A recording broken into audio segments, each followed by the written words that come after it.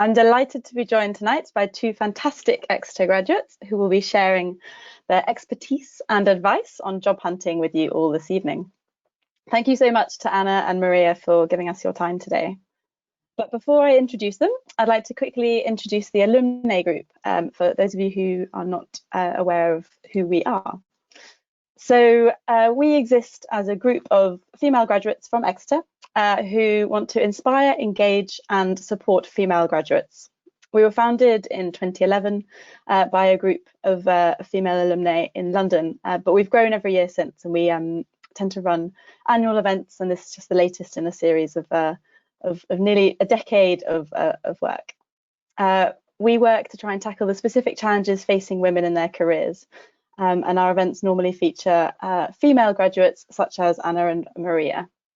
And through our events, we're trying to encourage alumni to support each other in their personal and professional development, and to also keep you in touch with the life of the university as well. So we normally deliver at least one event a year, a Women in Leadership reception each spring, normally at the beautiful Women's Club, University Women's Club in London. And this year, we're instead running a series of 4 webinars to tackle the biggest issues facing our alumni at the moment. So today is the third in this series, and you can find recordings of our previous 2 events on the University of Exeter YouTube channel. So on to our speakers for today. So first of all, I'd like to actually introduce the topic. So job hunting at the moment is something that is on a lot of people's minds, and given there's been a lot of change in the economic situation, we hope that alumni have not been affected, but we're aware that many of them will have been. But this session today is suitable for both new graduates, so people who are just leaving Exeter and sort of stepping into quite a difficult economic climate and labour market, but also for experienced graduates who need to job hunt later into their careers because of the pandemic. And there are certain sectors that have been hit harder than others, but opportunities do still exist, and we've got 2 experts today to help you navigate the situation we're now in. Or whether you find yourself in that situation now or in the future, it's still always good to have that, that knowledge of how to go about successfully job hunting for when you're next looking to make a career change. So who do we have on our panel? We have, first of all, Anna Ross, who is a director at Angela Mortimer. She has 12 years experience in recruitment consultancy, both in-house and in a recruitment agency. And she specialises in executive support staff, HR roles, graduate jobs and entry-level roles across all industries. So really a great point of contact for people just stepping into the world of work from Exeter, or people looking to join any of those industries. And she is also studying part-time for an MBA, which I just find mind-boggling, so well done to her. Secondly, we have Maria, who started her career in the food and drinks industry and has worked across large and small businesses in the private, public and charity sectors for 20 years, so a real wealth of experience there. She completed an MBA at Exeter and moved into entrepreneurship, founding the social media consultancy 431 Digital 4 years ago. And she was also a non-executive director for the social enterprise Careers Southwest Group. So thank you very much both for joining us today. So the themes that we're going to cover in today's panel are job hunting strategies, how to go about virtual networking, what happens if you need to switch industries or how to transfer skills, how to leverage LinkedIn and social media in any job hunt, and how to stand out from the crowd in applications. And we're going to go through these themes roughly in that order. So I'd really encourage you to submit questions throughout the event, and we'll be taking questions throughout. So not just waiting until the very end, we'll be trying to answer any questions you have as we go along. So do enter those questions into the questions box in the platform. But I'd like to get started. Thank you very much both for joining us. The first topic we're going to, well, before we jump into the first topic, I'd like to kind of set the context a little bit. We all know what's been going on this year, so I'm not going to mention its name. But it is likely that we're going to be going into an economic recession. Anna, I know that you faced a similar situation when you graduated in 2008, and I just wondered if you could talk about your experience of graduating into a difficult economic climate. Yeah, of course. So I graduated, as Virginia said, in 2008. And I'll be quite honest with you, there were two types of graduates when I was at Exeter. And there were the ones that had gone and done work experience placements during the summer and already had their graduate schemes lined up afterwards. I was that person who had a degree, had a lot of fun at university, and then went travelling. And it was only when my parents called me when I was on the beach in Thailand, and they were like, "Oh, I feel so terrible for you. The economy's terrible." And it was completely went over my head. I was completely unaware. So it was something that took me by surprise. And I think the interesting thing is that it really spurred me on to get out into the market and actually go through my own contacts and networks to get positions and interview. And actually, a lot of companies during recessions, I've realized, turn to graduates and entry level people, partly due to cost. Obviously, the salaries of a graduate is lower than somebody coming as an experienced hire. And those companies often still want to bring in that fresh, hungry talent that they can develop and grow quickly when perhaps they are still making cuts at other areas. So it was an interesting time, but I think it also was a time when people were super hungry, ambitious, still have got the opportunities they needed. So it was definitely a time that needed somebody to get out into the market and look for positions and not just focus on the big graduate schemes, because I think that's where, yes, all my friends who had all their lovely grad schemes lined up still tended to go on them. People like myself had to look at a different area of graduate hiring, perhaps to small to medium sized enterprises, and that's where the opportunity was for us, who all came back from traveling, lovely and tanned, but no idea what to do or where to start. So yeah, it was an exciting time all the same. Even though it was a recession, people do still hire graduates, and that's something I really want to put across. Thank you. That's really good, actually. And it's a question I was going to ask slightly later on about where to start, especially because a lot of people don't have an idea of what they want to do. And at the moment, a lot of the biggest firms have, been cancelling internships or grad schemes, etc. So I'd be really keen to hear from both of you, actually, about the differences in, between large corporates and smaller businesses, and just to hear what your experiences have been of getting into both of those fields and what you'd advise our graduates look at when they're contemplating big versus small. Absolutely, yeah. Maria, could I ask you perhaps to touch on this first?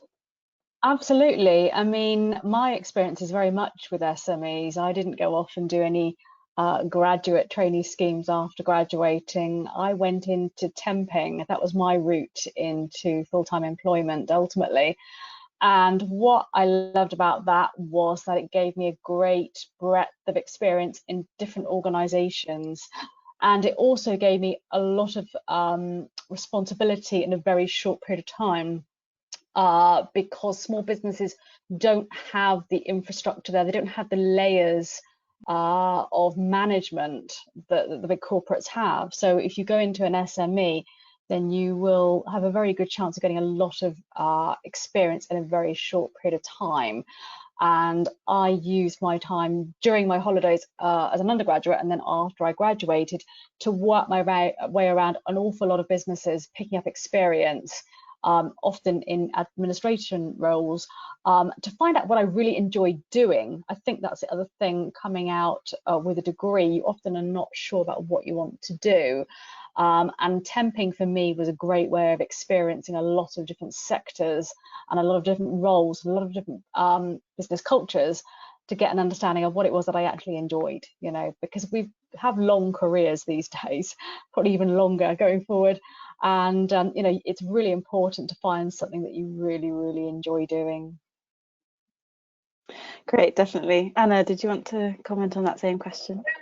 I was going to sort of mention that. I mean, temping, I think I mentioned this to you before, Maria. I was one of those grads who came out and I was like, no, I just want to get a permanent job. And I remember actually signing up to Angela Mortimer initially so I have actually been there the entire time since I graduated, apart from a gap year where I went and worked with Cushman and Wakefield. But I remember sort of signing up and they said, "Oh, are you interested in doing temp work?" And I was like, "Absolutely not. No, no, no, just want permanent."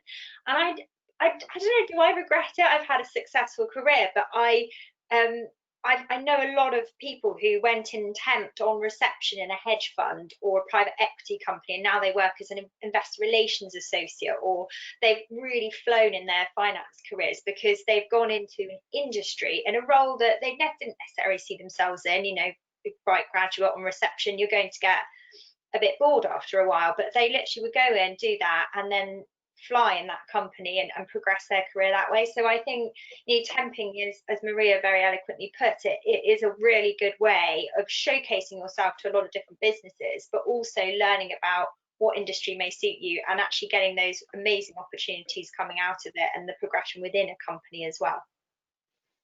So how do our graduates who are listening get into these either whether it being through temping or into smaller businesses, into large businesses? There are various different strategies, aren't there? So there is the recruitment agency route, which Anna's obviously very experienced in. There's also applying direct, going through, as you mentioned, like temping and then kind of working your way into a business through that.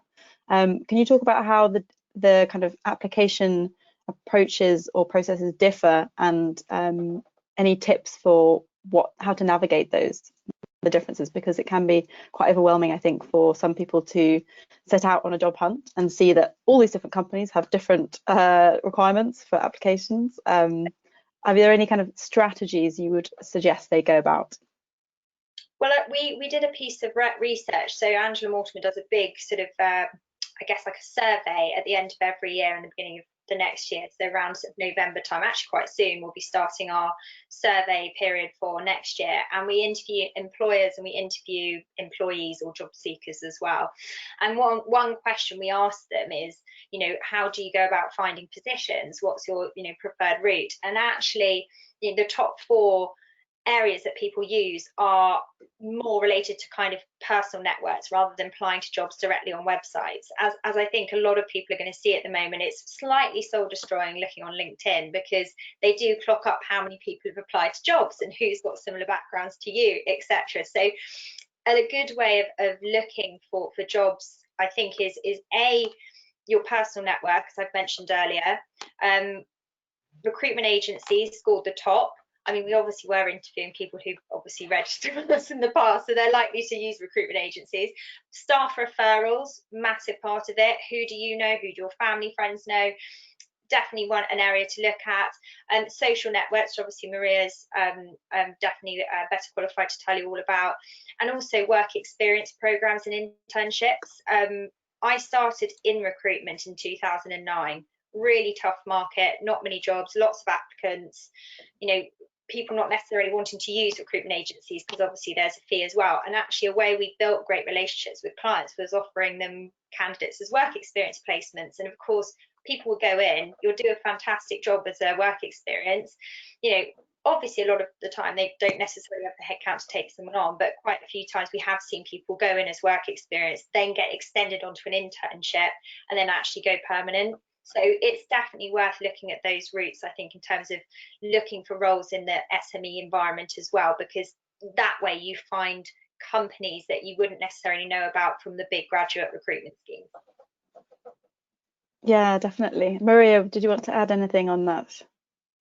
I mean, I totally agree with Anna. I mean, I think it is all of these things that you need to be looking at when you are looking for a role. As we've said previously, you know, 60 to 70% of jobs are not even advertised.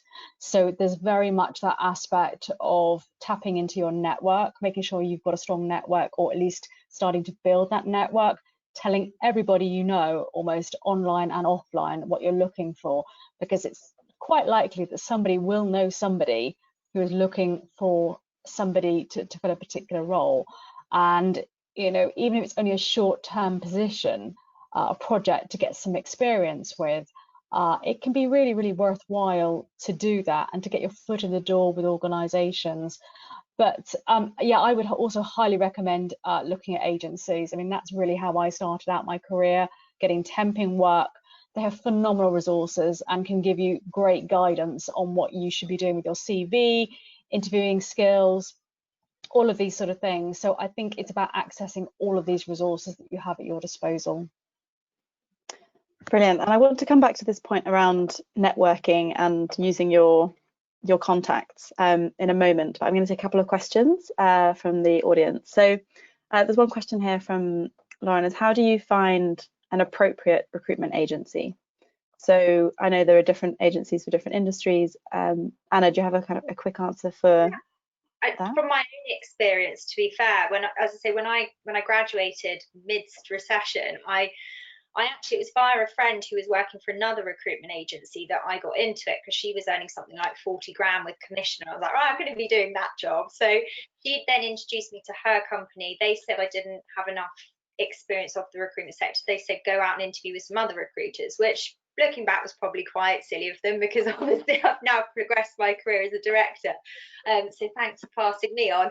But I mean, the good thing is I then went out and, you know, to be honest with you, a lot of it was just looking at reviews online, looking up at reputable companies. I was actually recommended to Angela Mortimer via another agency. So a lady who'd left Angela Mortimer years before had set up her own company. So we do get a lot of people via recommendation. I think the recommendation network is good. There are different types of recruiters out there. We're all good for different things, but you'll have more of your kind of high street agencies, which will be your office angels, etc. And you'll know what they are, because they are almost like sort of like a lettings agent. You know, they've got jobs in the window and people can walk in off the street. I think for graduates, you probably want to look more at the consultancy firms like Angela Mortimer. There's other very good ones out there as well. And it just depends what type of recruitment they do. So have a look at what you want to do, have a Google, see who's out there, and definitely, you know, ask your contacts and things if they can recommend anyone as well, because there's some very good ones that are very niche. But as graduates and not being sure what you want to do, just have a look and see who's out there, and you'll soon start to work out who the good agencies are.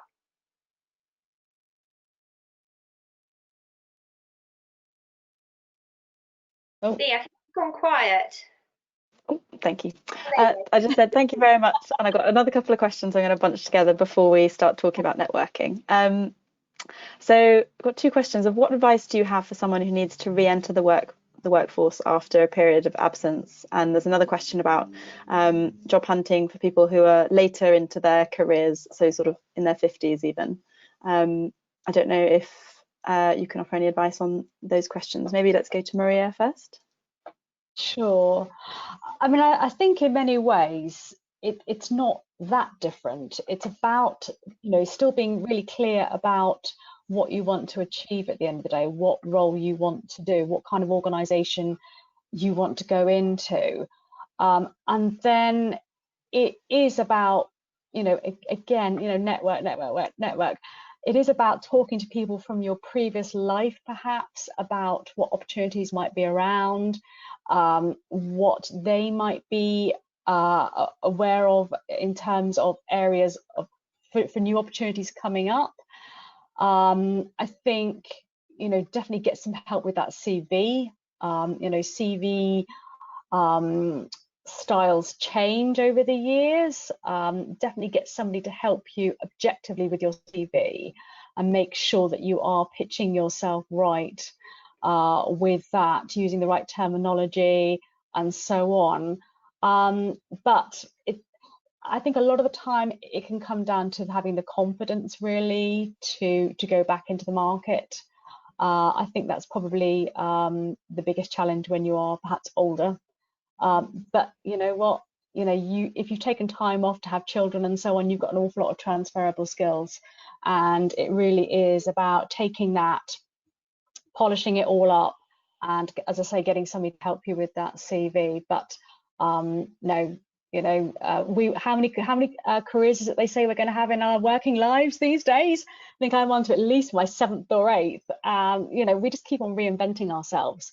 You know, take the skills you've already got and transfer them into something else, and think about what you really enjoy, what's really important to you as well. Thank you. On that note, actually, I was going to add, I read a fantastic book recently called The 100-Year Life, which is all about this idea of doing multiple careers throughout your life. And it's really fascinating look at how people will need to retrain at different points, and whether they do that full-time or part-time, or move into different industries. It's a good read if anyone's interested.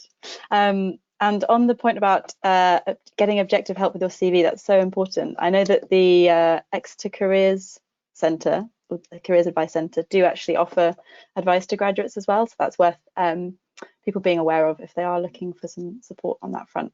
Can I just add something to that point, sorry, about people returning to the workplace? I think it is a really challenging area.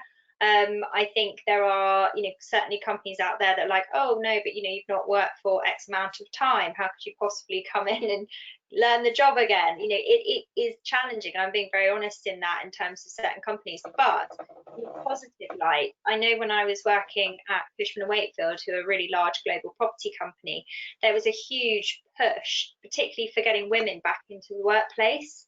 So it may be worth even just doing a bit of internet research, seeing what companies are advocates of women in business. They call it, so it sounds like about mum returners is an area that some companies call it. Doesn't matter what that career break was, but look at companies that have those sorts of initiatives and apply to them directly. I'm excellent at stalking people on LinkedIn because I have to with sales calls, and obviously Maria can tell you all about the social media side too.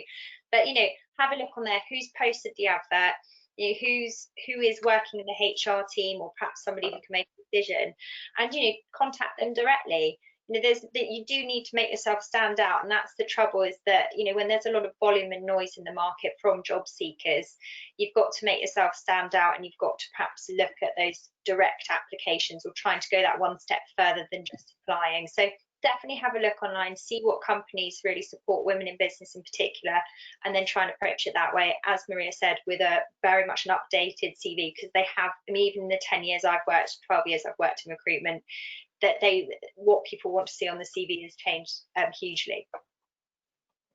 Brilliant, thank you so much. And that's a nice segue into one of the next questions, actually, which is around using your network, how to leverage that in order to find jobs. So how do employers advertise, for example, and find their new recruits? So Maria, I'm going to ask you first to talk about what you've mentioned previously as the hidden job market, and I'd love to hear a bit more from you first, Maria, and then from Anna as well. Absolutely. I think Anna might hopefully back me up on this, but it's about 60 to 70% of jobs at least are not actually advertised.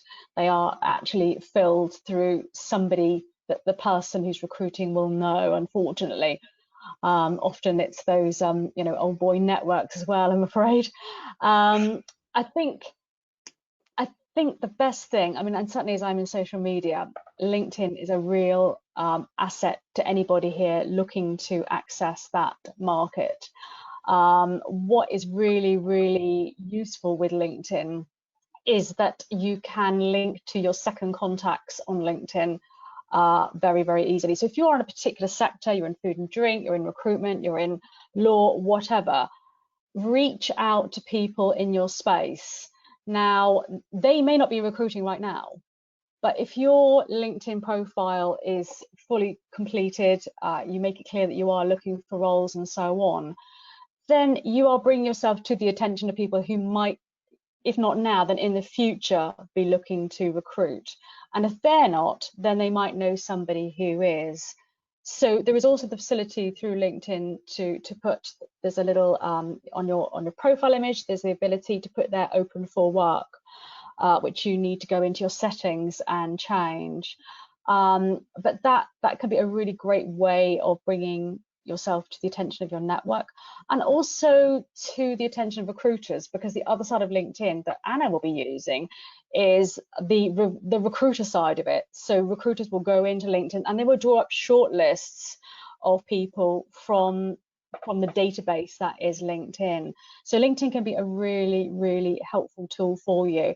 And I think too, even if you're not looking currently, there's something here about, digging your well when you're not yet thirsty, because if you know that you know, you potentially could be looking at changing your role, or you might be looking at redundancy in the next 6 months, let's say, then you can do a lot of work now to build your network, to, you know, potentially have great access to that hidden job market in the future by putting in some spade work now and building those networks with people who in due course might then be looking to fill a role.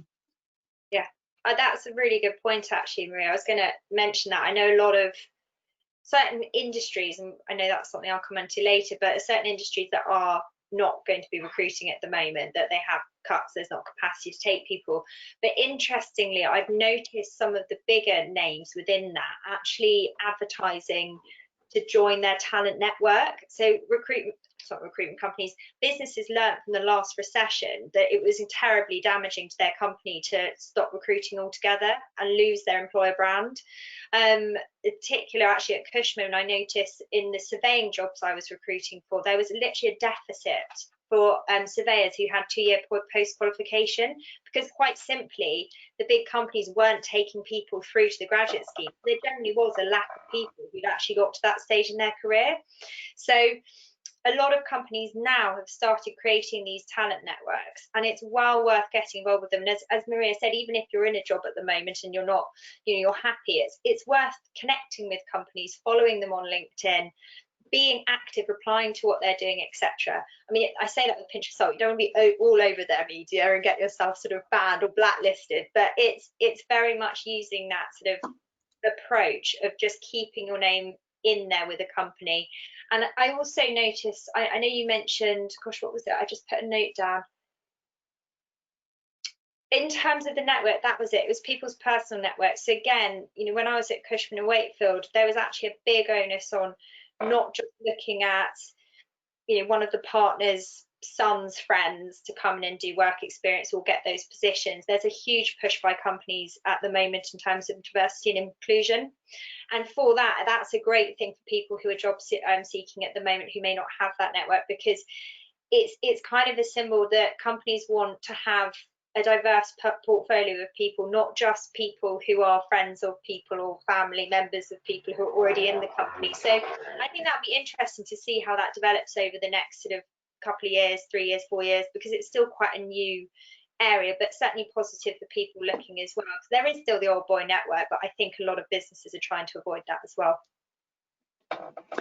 So I've got a couple of really relevant questions from the audience that I'd like to pose to you on LinkedIn in particular. So one is quite a quick one, so I'll give you two at once. So first one is it a good idea to post your CV onto LinkedIn?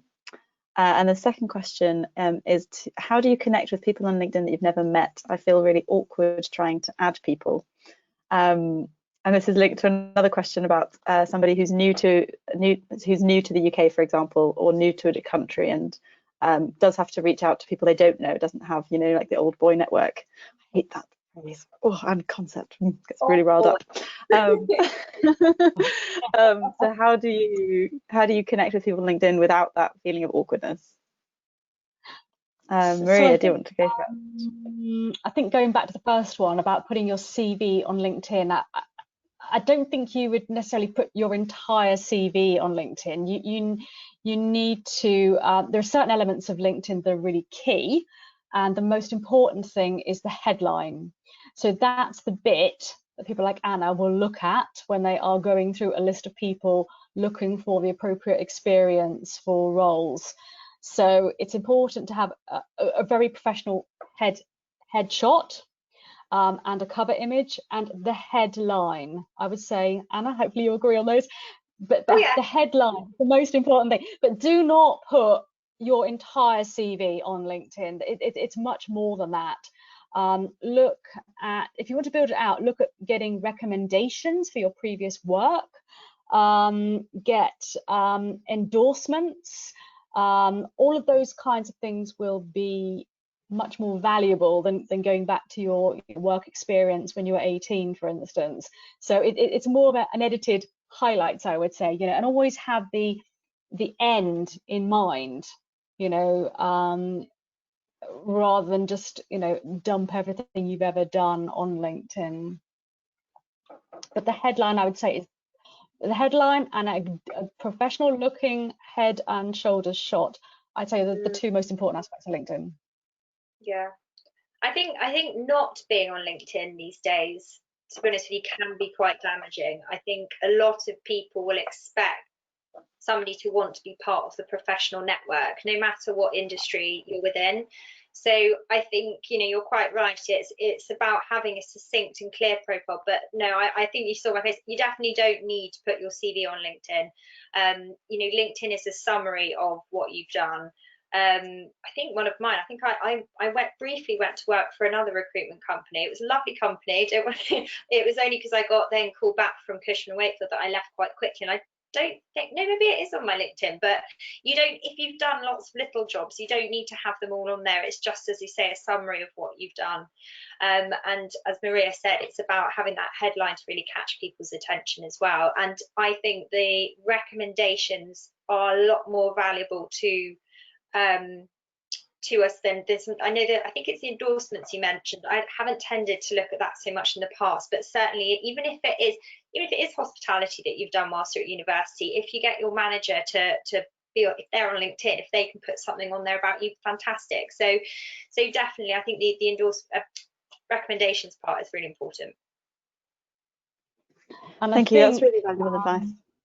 Go for it, Maria. Someone said about you know, feeling nervous about reaching out to people. I think this is where being able to connect to your second connections can be really helpful, especially if you are coming to a new country from abroad and you don't have very many people that you know.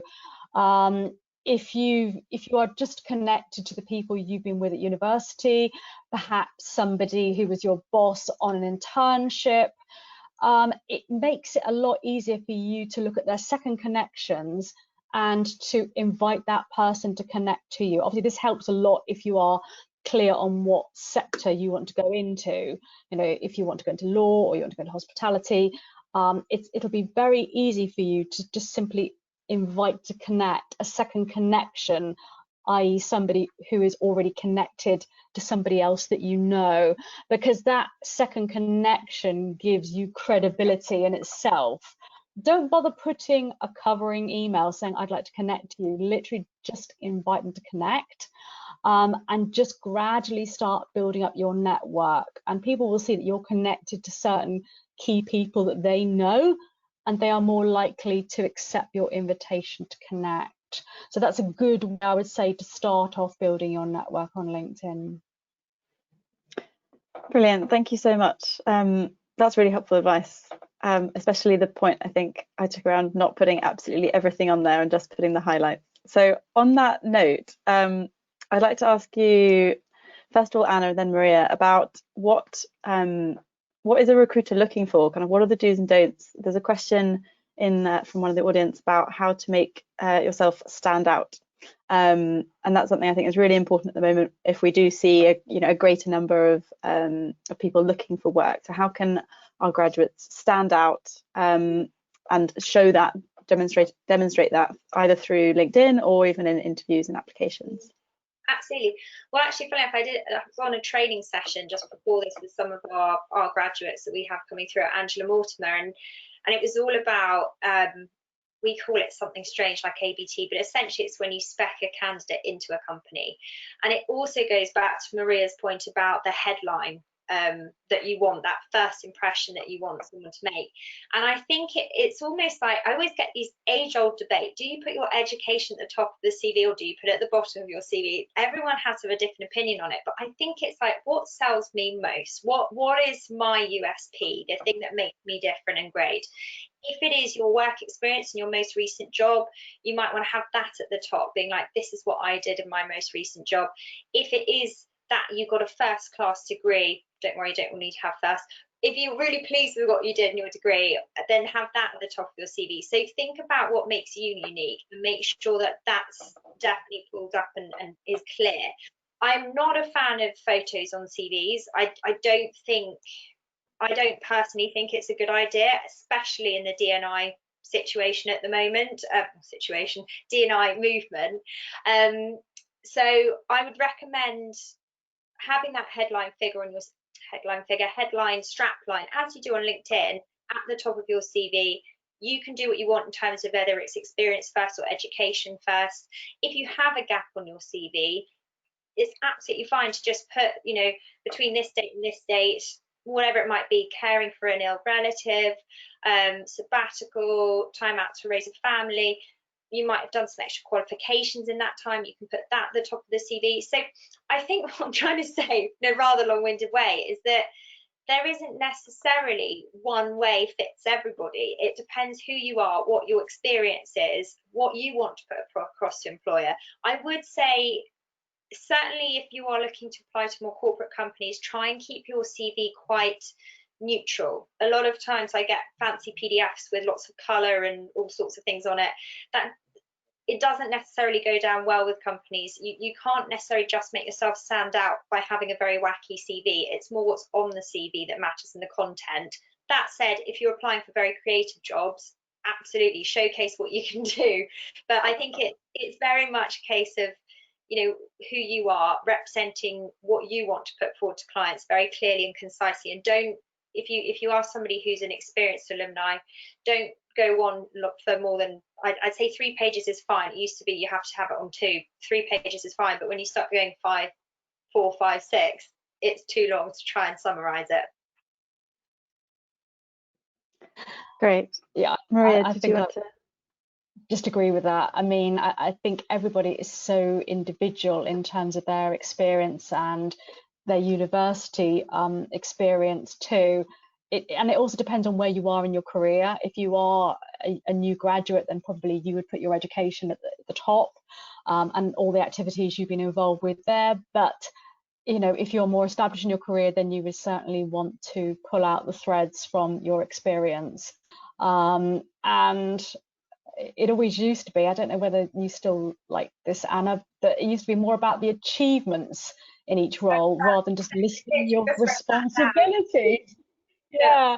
So what did you actually achieve? And it helps if you can quantify things. So, what did you do perhaps to increase sales in some way, or efficiency, or profitability, that holy grail, really.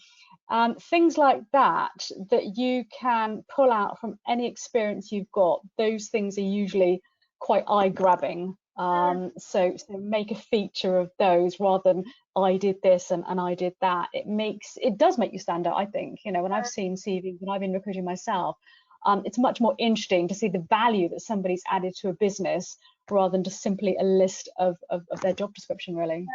Actually, I've seen some graduates recently putting at the top of their CV, as you say, these achievements. And they haven't put it under a job. Some people, when you're further into your career, you might have your job title, the company you work for, what they do, and then a list of duties and then achievements after that. But I think if you are a more recent graduate, it's sometimes worth having the achievements at the top and make it a mixture of things. So it might be things you've achieved in a work experience placement. It might be that you founded a society at university. I mean, I saw a CV of a candidate today who actually started and founded a women in business group, which I thought was brilliant. I was like, that's amazing. As an undergraduate, she founded this organisation and actually through it got her first job. So, things like that do make people stand out. Brilliant, thank you. There are 2 questions on this topic that I want to come to before we move on to our next theme, as it were, but questions from the audience that have come in. So one is, how can I use diversity and inclusion requirements to my advantage, especially if it impacts how I interview and complete my application? So you just sparked that thought in me, Anna, about, for example, the graduate who'd started the Women in Business Society at her university. So how can candidates who do meet those kind of different characteristics utilize that to their advantage rather than any disadvantage? I mean, I think it's in the current market, a lot of businesses are investing huge amounts. I mean, there are law firms with teams of people that work in D&I.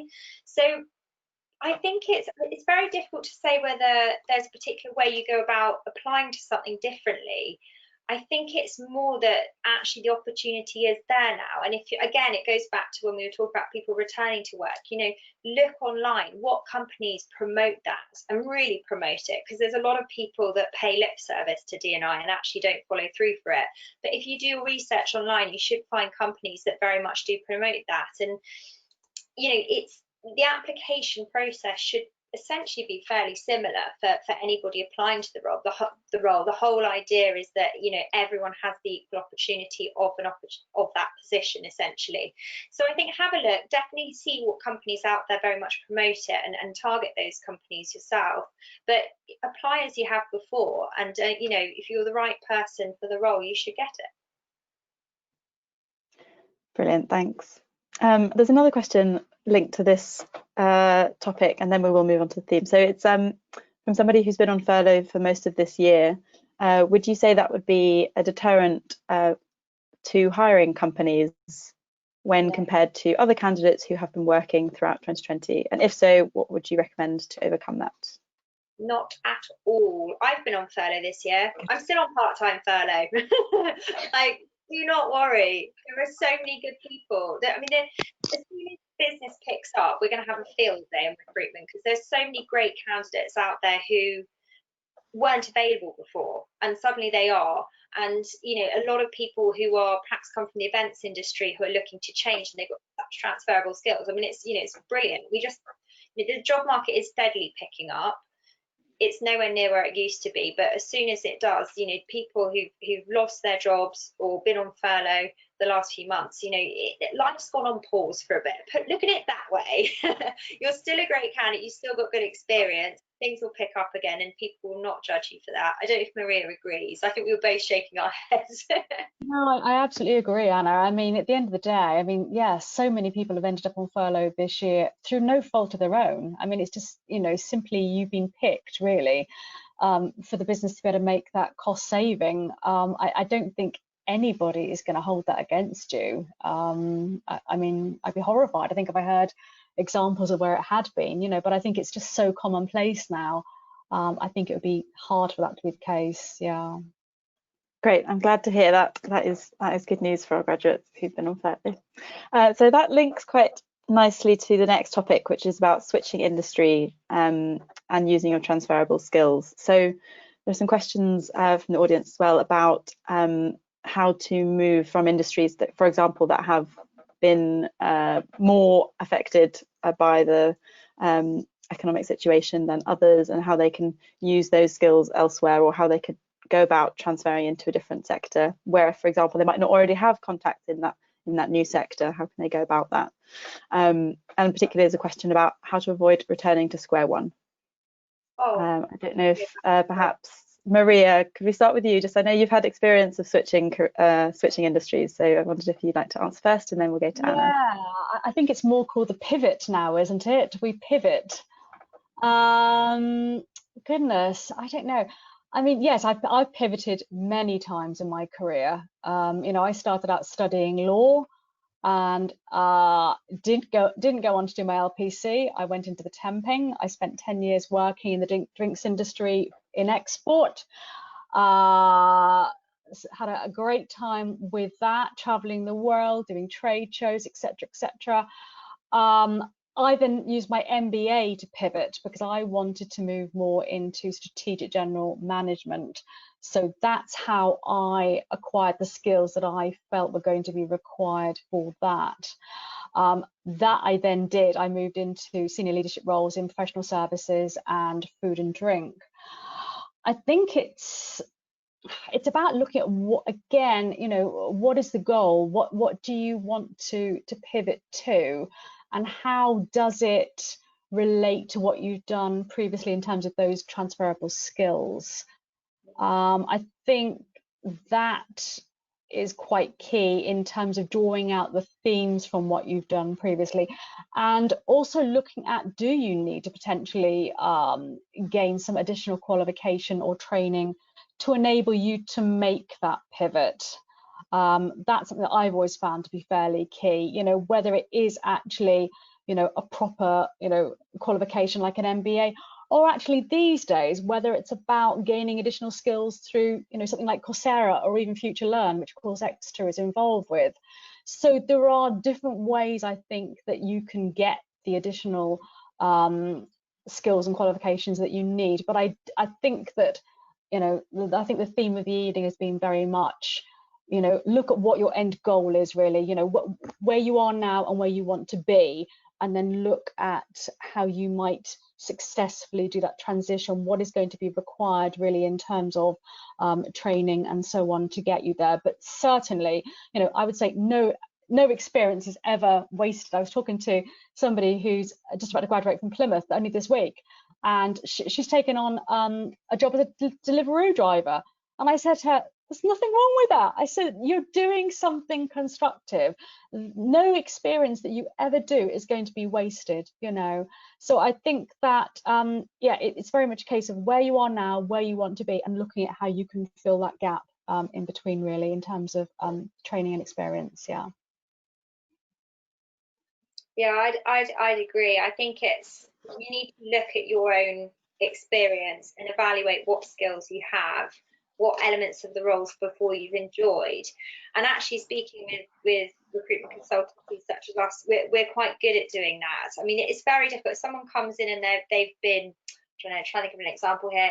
So they've worked in advertising sales, and then suddenly they decide they want to be in finance. There's certain industries where to make the transition it's harder, because as Maria said, you have to have certain qualifications. So you might find yourself in certain sectors having to go back to square one. I mean, I had actually a cousin of mine who was working in high-end events, loved it, but then she was like, I want to go and do my investment management certificate. So she's kind of had to go in the bottom rung, and that's fine. I mean, she was a graduate with a couple of years, so it's easier to do it at that point. But I think if you're later on in your career and you're looking to make a change, have a look at your skill set, have a look at what roles are out there, speak to agencies, because we do have, you know, good recruitment consultancies will have sell-in with their clients. So, you know, we might get a job brief and they say they want this, that and the other, and they end up hiring someone from us who has none of that experience, because we've said, believe me, this person's got the right attitude, skill set, transferable experience to be able to actually add value to this role in ways you didn't know before. So it's definitely worth looking at the consultancy side of things to help give you a leg up into that area. But equally, you've got to be realistic. There's certain areas where you will actually have to start from square one for that particular industry, but you've still got that valuable experience. And as Maria quite rightly said, you're not technically really square one, because you've already got some life experience and some good skill set behind you and competencies. You've gone silent again, V. Thank you very much. That was brilliant, actually. As somebody who has also switched career before and been through it, it's really grateful to have those tips, and I wish I'd heard them a couple of years ago. We do have a question from the audience of somebody who is considering moving into a freelance role, as she struggled progressing past the interview stage of job applications. Do you think an employer would be put off by somebody who had been freelancing for a period of time rather than being employed? My suspicion is no, but I'd like to hear from you both if that's okay. I mean, yeah, I mean, I think a bit like equality and diversity, you know, freelancing is so embedded these days in so many different industries, and actually I think probably expected in many industries. So I don't think, unless Anna might contradict me again, but it was an unusual situation, I can't see that being the case. I mean, I work with so many freelancers in my world of social media marketing, all the creative sectors. It's just standard, you know, and I think that people do actually move quite fluidly between PAYE and freelance opportunities when they come up. That's my personal experience. I've been an entrepreneur now for 4 years. I have not gone back into PAYE, and I can't see a situation where I will want to do that. But I think that certainly it's not unusual in my experience for people to do that, depending on the sector. Yeah, agile working in general is I mean the whole COVID situation, where I mentioned it, I said the word, That's it has fine. accelerated trends that are already developing. And I mean, there's, you know, the flexible workforce that you can call upon when needed in times of uncertainty is actually a massive appeal for a lot of people. I mean, I don't know if the person, what background the person that's made that comment has, but it's, you know, for a lot of businesses, having good talent that they can tap into now and again when they can or when they need it is a huge plus. So I think it's not a bad time to be looking at freelance at all, and I think it's much better than, you know, just applying to jobs and getting a bit disillusioned with it all. So I think, you know, fully support it in terms of people looking at freelance options. Yeah, I'd also add actually that in the last couple of years we did one of our annual events, had a variety of panelists, and one of whom spoke specifically about portfolio careers and this idea of that you could do, you know, and then you could be employed Monday to Wednesday and actually work for yourself Thursday, Friday, and that could be a good way to kind of test the water of going into freelance work. And with more flexible working patterns, more employers are kind of open to that as well. So we've got another question. Oh gosh, we've got loads of questions. This is great. Please continue submitting them. Okay, so the question I'm going to ask next is, can you offer any tips to stay motivated on the job hunt while getting rejections or no responses? It's quite difficult as a recent graduate to get past the application stage. So tips on motivation, please. Working in recruitment in a sales role, I get rejected all the time. I contact companies constantly. No, it's a tough market. Don't worry. I think the key thing is that a lot of people are in the same boat. It's things will improve. I think that's what I'm trying to say inarticulately. I've seen from the beginning of the recession, the lockdown period, April and May were dire. It was like tumbleweed in terms of jobs coming in. Companies just literally went, oh my goodness, what's happening? We're panic mode, we're not hiring. People are starting to recruit again now. You've got to keep going. It's one of those things, and even with companies at the moment, companies who are struggling, you know, even for us as a recruitment company, we are, you know, it's a challenging time. Our fee income amount has gone down hugely, but it's the people that keep persevering, keep applying, they're the people who will win out, and there's going to be huge business opportunities. I think that it was a book by an amazing lady called Dr. Margaret Heffernan. She spoke at one of our events recently, and I found some such good quotes in that book about, you know, the best businesses rise out of the ashes of recessions. And exactly the same way, if you're tenacious and you've just got to keep motivated, speak to your friends, do what you need to do, but there will be good opportunities for people if they keep looking. So you will get there. I totally get how you feel though, and you will have moments of feeling like that, but just please do keep at it. Yeah, I would absolutely agree with that. I mean, I think recessions broadly come around about once every 10 years. So, you know, we will all experience several of them during our careers. You know, this too will pass. Just keep at it, you know, make sure you've got a support network around you, people who can cheer you on and say, you know, you're doing great, you know, you're getting in, you know, a couple of applications every day or one application a day, you know, make it achievable so that you get to the end of the day and feel you've done something. Yeah. You know, keep reaching out to your networks, in particular online, you know, join groups for your particular sector or sectors that you're interested in. Yeah, you're not alone in this by any means, but just keep connected with people, make people aware that you are looking, and, you know, things will get better. Things really will get better. Yeah, and I do think actually that sort of prompted another idea, is that I met a candidate recently who really wanted to get into HR, and HR is actually quite a good area to be wanting to get into at the moment, because companies need HR people when businesses are going through all of this. But it's a very popular area. When I graduated, everyone wanted to do marketing. Now everyone seems to want to do HR. So, you know, she was struggling. She'd got a 6-month placement somewhere in recruitment, doing internal recruitment somewhere, and then she couldn't find a job.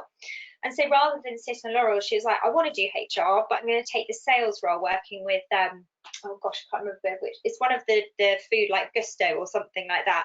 And it's not a job she necessarily wants to do forever, but it's a way of you get that gratification and that feeling that you're actually achieving something. So I'm not saying dumb down your ambition and do something you don't want to do. I'm saying fill that time with something else whilst you continue pursuing that career that you want. So try and look at those different options as well. If you really are feeling like you're getting nowhere, just broaden your search a bit more. You've literally taken that question out of my mouth, because I was going to say something very similar. So we're obviously on the same wavelength. We've only got 3 minutes left, I'm afraid, so I'm going to have to take one last question. But this one I think is relevant to the person who's asked it, but also to new graduates as well. So this person has been in academia for a long time, but is debating a change. What if she has absolutely no idea what she wants to do outside of her current research position? Where should she start to try and find out what else she might love doing? And I'm going to have to ask some quite quick answers, please. LinkedIn, but I think perhaps also look at having some career coaching, maybe, to have that conversation about what's important to you. You know, if you're still involved in academia, then, you know, universities have resources that you can perhaps access, but getting clarity on what it is that you really want to get out of your next move, I think is really important, and potentially look at some career coaching. I've done that. I did it actually not long after doing my MBA, because I was a bit sort of, and it was really great for to nail down what was important to me, to be honest. So I would highly recommend that one.